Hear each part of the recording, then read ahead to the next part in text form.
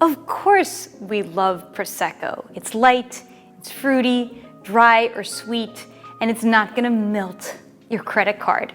But what you might not know is this wine is way more serious and sophisticated than you ever thought possible. I'm here to introduce you to a new tool Wine Folly just released to help us find some of the best Prosecco out there. See, Prosecco DOC is made in this huge area that's mostly flatlands, and it's not really making great tasting wines. However, Prosecco Superiore DOCG comes from a very special terroir in Conegliano, Valdobbiadene. It's an elevated spot, quite literally.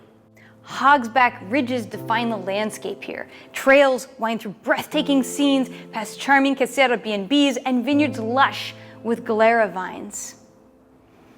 And in Galera, we find the secret to the finest Prosecco. See, this grape is actually very sensitive to the soil and elevation in which it grows. And we need these hills of Valdobbiadene to make the Galera in its best possible expression.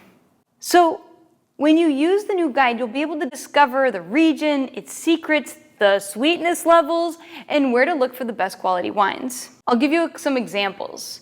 Check out wineries like Cio de Spumante in the famed Cartizze zone, or Bartolomeo, making wines with very long names like Meor, Valdobbiadene, Prosecco Superiore, DOCG, Dry Melismato. There are more than 190 producers in all in the new guide, and it will help you decode these labels and find wines that best suit your palate. What's surprising to me is that even some of the most knowledgeable sommeliers I know don't really know this region that well. And you know what that means. There's value to be found.